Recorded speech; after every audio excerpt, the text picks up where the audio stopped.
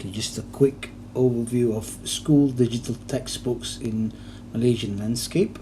I think digital textbooks is always a dream of all nation, but we have to put things into perspective on what is affordable and what is manageable for the landscape of each country. So in Malaysia, for example, it's a different. I think it's more closer to the developing nation climate, around the region of Southeast Asia. So I think, without saying, it's everybody's aspiration in the education sector that this is the sort of future classroom that we want, right? With all of the augmented reality, with all the artificial intelligence and stuff like that. But of course, all these things don't come at a low cost, and it's a big jump from where we are actually from right now. So in reality, like most of the developing nation are, having to work around a crowded classroom, having to work around a lot of lacking in equipment and stuff like that. And this is due because this is what the nature of the country's landscape usually, right? So in order to jump into digital, we have to speak about what would be affordable and what would be realistic in terms of how we want to do digital textbooks, so that it is something that is worthwhile doing. So let's just have a look at Malaysia as a country. So it's a country with about 6 million students in primary and secondary school.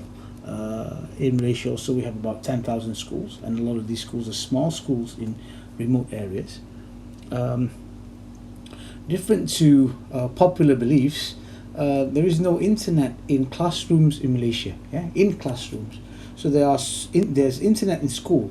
Normally they are in the teacher's room, and also in what they call the pusat sumber, or the library, but not in the classrooms. So technically we're talking about working around digital textbooks without usage of internet, and then we're also looking at bring your own device policy.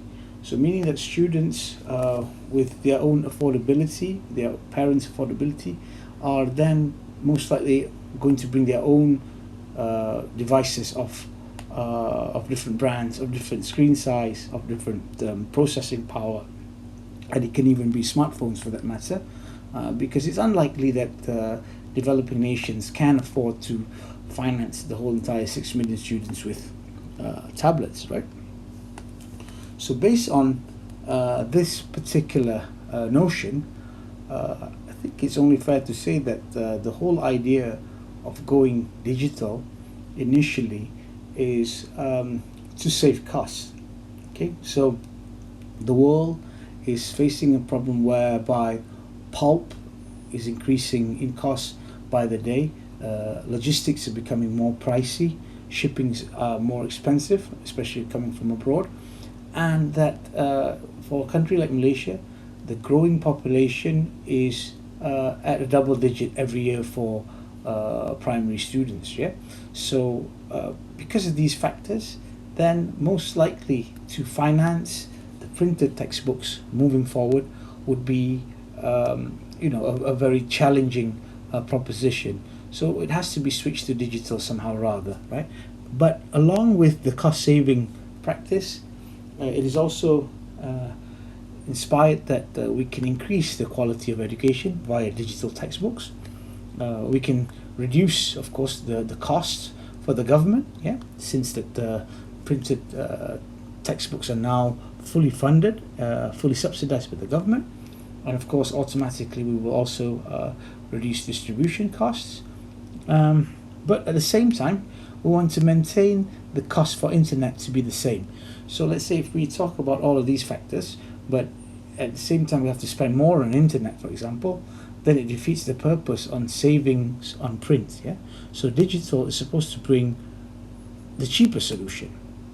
Now there are some factors that we need to consider. So we talk about the beauty of having digital textbooks, of having smart classrooms. But in order to gain this, then there are some factors that we have to put into consideration. Now, if we start talking about wiring up all the classrooms in Malaysia with internet, then definitely the cost for the operating for operating digital textbooks would be much higher.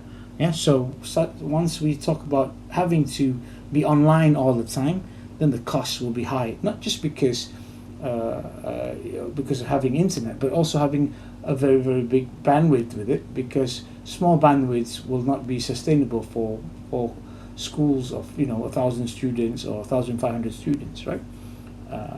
The other factor is the device.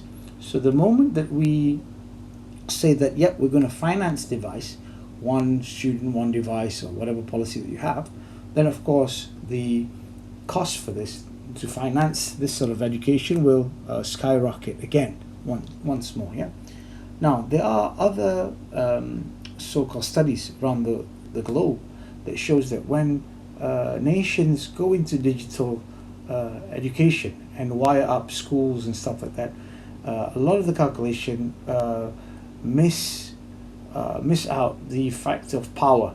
So electricity is another factor that needs to be counted for. So the moment that you have a lot of devices, then there's going to be a lot of gadgets and tablets and stuff like that are needing to be charged up, even though it is the responsibility of parents and students, but technically electricity will also go up somehow or other. So this is another thing that we need to manage.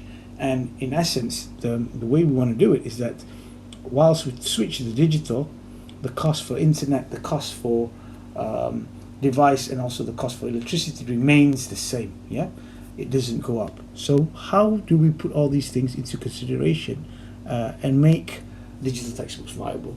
So in Malaysia, I think, or in any developing nation, there are two things that we have to consider. One is that the content, the textbook's content, will only have to be a one-time downloadable content.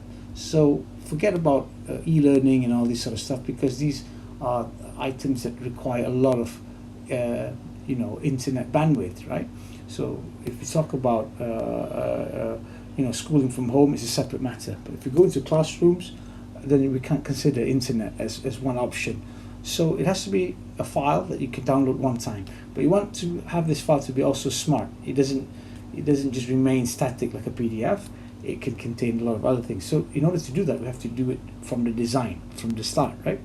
So when you want to consider such things, you have to have an authoring tool that manage the standards of the file that you produce to be the same. So it is an interactive file, yeah, that can support animation, that can support plugins, yeah, widgets, 3Ds, modeling and video, of course. All of this to be designed from the start to be digital, right? Born digital, without consideration of print, and that it will be light and nimble enough for you to download. So this is the way that you do things, and you keep it into one standardization. So you build it using one standard and one authoring tool, right? And from there it can render into different operating system.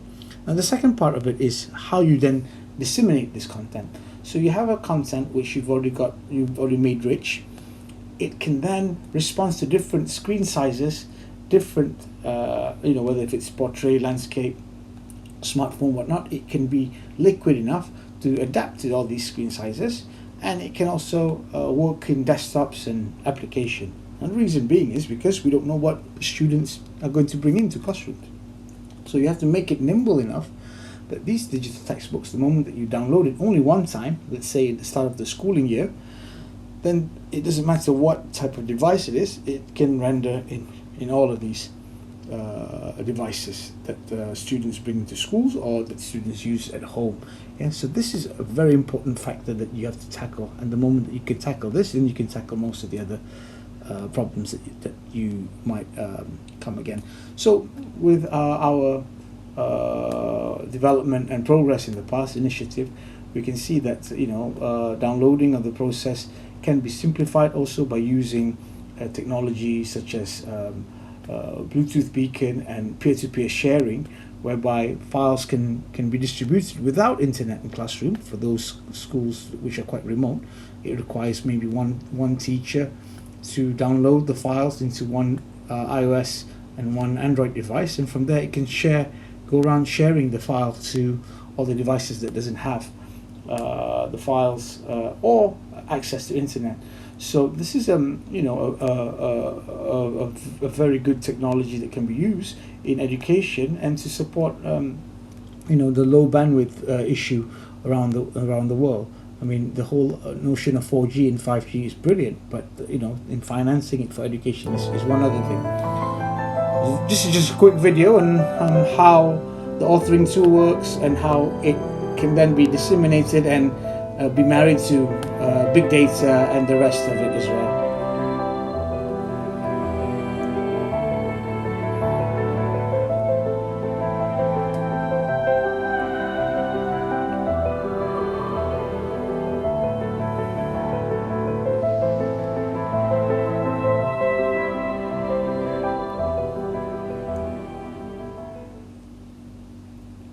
Okay, I'd just like to wrap up by just sharing some statistics. As of now, this particular initiative of dissemination of interactive digital textbooks have already dispersed more than 1.5 million files, amongst 400,000 students all around Malaysia currently that uses this particular application. Okay, thank you very much.